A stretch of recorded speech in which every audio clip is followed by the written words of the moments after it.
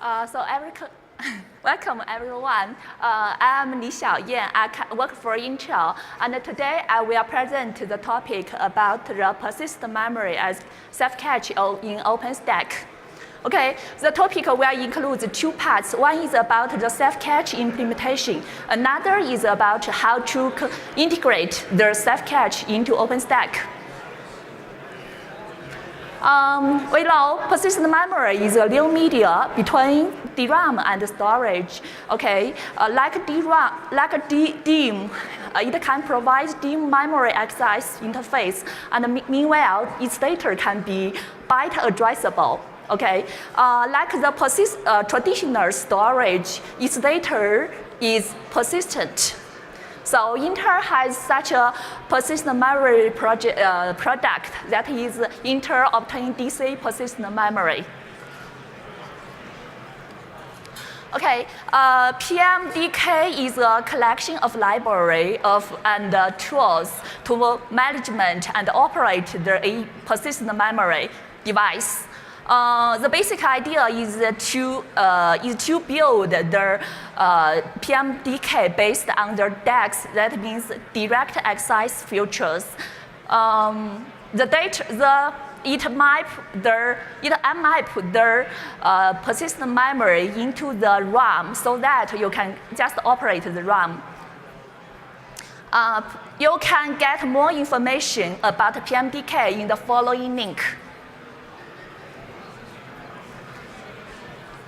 We implement Writeback cache in the libBD, which is the user space block access library.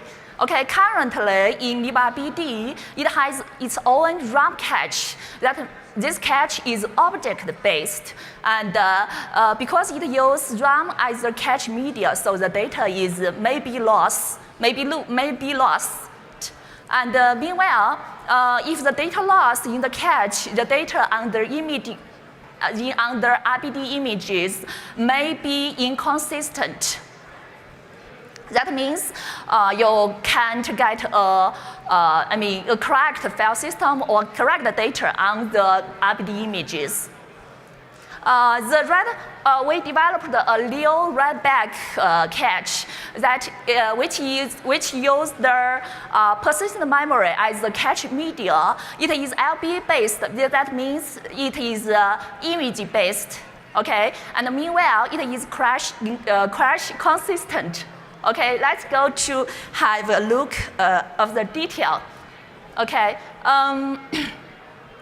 In fact, our write cache is general-based.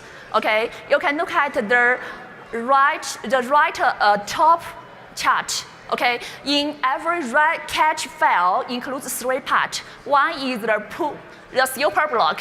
Okay, the second one is the vector. Okay, it is the ring buffer for log entries.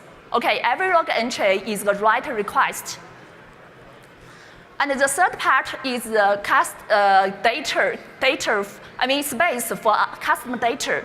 So when a write request comes to the cache, it will allocate space for the custom data, and then it will append the log entry into the vector. Look at the right bottom chart. We add three modules into libBD. The first one is write log. It is responsible for writing custom data and appending the log entry into the vector. Okay, and then another module is replicator. Okay, currently we just implement the single load Writeback cache, and in future we will replicate the cache through several replicas. And the third module is flasher. Okay, once the data is persistent on one of the replicas, the flasher will to flash the data from persistent memory to OSD. Okay, after persistent the data on OSD's loads, their space on their persistent memory can be released and reused by later writes. Okay, here is a link for the PR.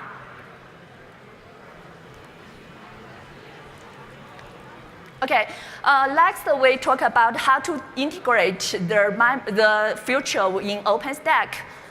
This is a scenario. For example, we have a lower compute load. In the lower compute load, we have a persistent memory device. Okay, we can create a DEX file system under persistent memory device, and then users would like to map several RBD images into different VMs. Okay, so when open such RBD images, they can share the same direct file system. Okay, to create their own write-back cache.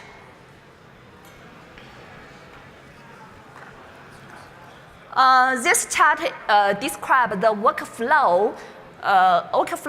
Okay, in the computer load, there is a persistent memory device. The admin need to create the DEX file system on each. Okay, and then Nova computer will report the status of the cache folder to the placement, includes the cache size and the volume type. That means which kind of volume can use such cache. Okay, and users need to create a flavor that which shows this kind of instance can use the DEX file system as their cache. So when users would like to create such an instance with this flavor, Nova API will communicate with their placement to find out their candidates, and then Nova Schedule will find out the Nova computer with the AEP device, with enough AEP device, AEP device, and through conductor, the instance will launch in their computer loads. Okay. Later, when user would like to attach the RBD image to their VM, and it will after get the collection information from the sender, and then in the lower compute load, it will create a cache file on this DEX file system, and then open the image to do write and read.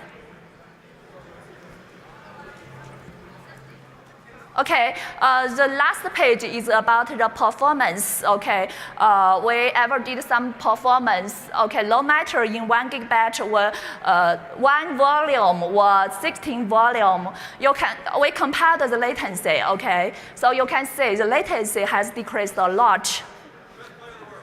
Okay.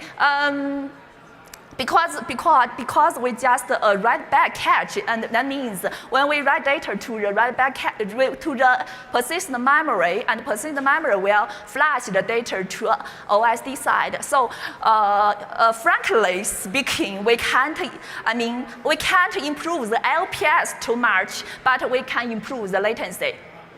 Okay, so that's all for my slides. So any questions about it?